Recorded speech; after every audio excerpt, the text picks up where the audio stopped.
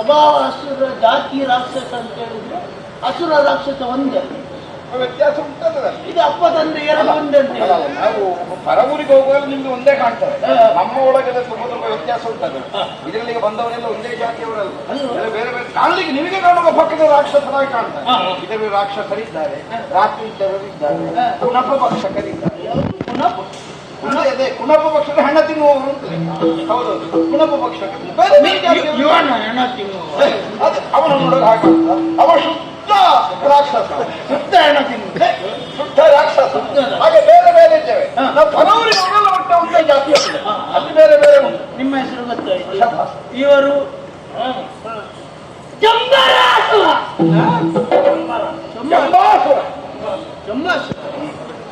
ನೀವು ಅವರದು ಪ್ರಚಾಪ, ಇವರದ್ದು ವೃಶ್ಚಿಕ, ಇನ್ನೊಬ್ಬ ಕರ್ಕಟ, ನಿಮ್ಮದು ಕರ್ಕಟ, ನಿಮ್ಮ ಮೇಷಾಸುರ. ಮಹಿಷಾಸುರ ಅದು ಬೇರೆ ಇದ್ದಾರೆ, ಅದು ಬೇರೆ. ಮಹಿಷಾಸುರ ಬೇರೆ, ಅದು ಬರ್ಬೇಕು. ಅದಕ್ಕೆ ಜನ್ಮ ಬೇರೆ ಉಂಟು. ನಿಮ್ಮದು ಮೇಷಾಸುರ ಆಯ್ತು, ಮೇಷ ಆಯ್ತು, ವೃಷಭ ಆಯ್ತು, ವೃಶ್ಚಿಕ ಆಯ್ತು, ಕರ್ಕಟ ಆಯ್ತು. ಇನ್ನು ಬೇರೆ ಎಂತಾದ್ರೂ ಉಂಟಾ? ಬೇಕಾ? ಇಲ್ಲ ಇಲ್ಲ, ಕಿಚ್ಚಕ್ಕೆ ಊರ ಕೇಳಿದ್ಯಾ ನಮ್ಮದು? ಯಾವುದು? ಶ್ರೀಶೈಲ. ಶ್ರೀಶೈಲ ಈ ಶೈಲ ಅಲ್ವಾ? ಶ್ರೀಶೈಲ ಶ್ರೀ ಶ್ರೀ ಅಲ್ವಾ? ಸಿರಿ ಸಿರಿ ಇದು ಶ್ರೀ ಶ್ರೀ ಹೇಳಿದ್ದು ಶ್ರೀ ಆಶ್ರೀ ಅಂತ. ನೀವು ಮಾಡುವುದಕ್ಕೆ ನಮ್ಮ ಭಾವನೆ ಮಾಡ್ತಾರೆ. ಶ್ರೀಶೈಲ ಶ್ರೀ ಅಲ್ಲ, ಶ್ರೀ ಅದಲ್ಲ, ಶ್ರೀಶೈಲ. ಅಲ್ಲಿಂದ ಇಲ್ಲಿಯವರೆಗೆ ಬಂದಿದ್ದೀವಿ. ಹೌದು. ಬರುವುದಕ್ಕೆ ಕಾರಣ ಏನು? ಅಲ್ಲಿ ಬರಗಾಲ ಬಂದಿದೆ, ನಮಗೆ ಊಟಕ್ಕೇನಿಲ್ಲ. ಹಾಗೆ ನೀವು ಸ್ವಲ್ಪ ತಗೊಂಡು ಹೋಗುವ ಹಾಗೆ ಅದನ್ನು ಮದುವೆ ಸೇನೆ ಕಾಣ್ತದೆ ನಿಮಗೆ. ಹೊಡೆಯಲಿಕ್ಕೆ ಸಿದ್ಧರಾಗಿ ನಿಂತಿದ್ದಾರೆ ಯಾರು? ಅವರು ಹೆಚ್ಚು ಅವಸರ ಮಾಡಬೇಡಿ, ಅವಸರ ಮಾಡಿದ್ರೆ ಜಾರಿ ಬೀಳ್ಬಹುದು. ಹೇಗೆ ಹೊಡಿಲಿಕ್ಕೆ ಅವಸರ ಮಾಡಬೇಡಿ. ಕರ್ಕದಲ್ಲಿ ಪಾಚಿಂತ ಎಂತದ್ದು? ನೀವು ಪಾಚಿದ್ರೆ ಮಾತ್ರ ಬೀಳುದು, ಇಲ್ಲದಿದ್ರೆ ಬೀಳುದಿಲ್ಲ. ಅಡಿ ತಪ್ಪಿದ್ರೆ ಆನೆ ಕೂಡ ಬೀಳ್ತದೆ, ಗೊತ್ತಾಯ್ತಲ್ಲ. ಇದು ಇಲ್ಲಿವರೆಗೆ ಬಂದಿದ್ದೀವಿ. ಹೌದು. ಇದು ಏನು ಸಮಾಚಾರ? ಸಿಂಹಾಸನ ಬೇಕು. ಹೌದಾ? ನನ್ನದಾದಿತ್ತ ನಿನ್ನದಕ್ಕೆ ಮತ್ತೆ ದೇವೇಂದ್ರ ದೇವಲೋಕದ್ದು ಧರ್ಮಾಸನ ಸಿಂಹಾಸನ.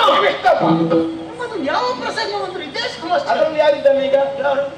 ಅದರಲ್ಲಿ ದೇವೇಂದ್ರ ಇದರಲ್ಲಿ ನಾನು ಅಲ್ಲಿ ದೇವೇಂದ್ರ ನಮ್ಮ ಹತ್ರ ಕೆಳಗಿಳಿಲಿಕ್ಕೆ ಯಾಕೆ? ನಮ್ಮನ್ನು ಬಂದು ಕಾಣಲಿ, ಕಾಲಿಡಿ ಬಿಟ್ಟು ಕೊಡ್ಲಿ, ಅಲ್ಲಿಗೆ ಬದುಕಲಿಕ್ಕೆ ಆಗ್ತದೆ. ಅಲ್ಲದೆ ಹೋದರೆ ನಿನಗೆ ಅವನಿಗೆ ಒಟ್ಟಿಗೆ ಸೇರಿಸಿ ನೋಡಿದೆವು.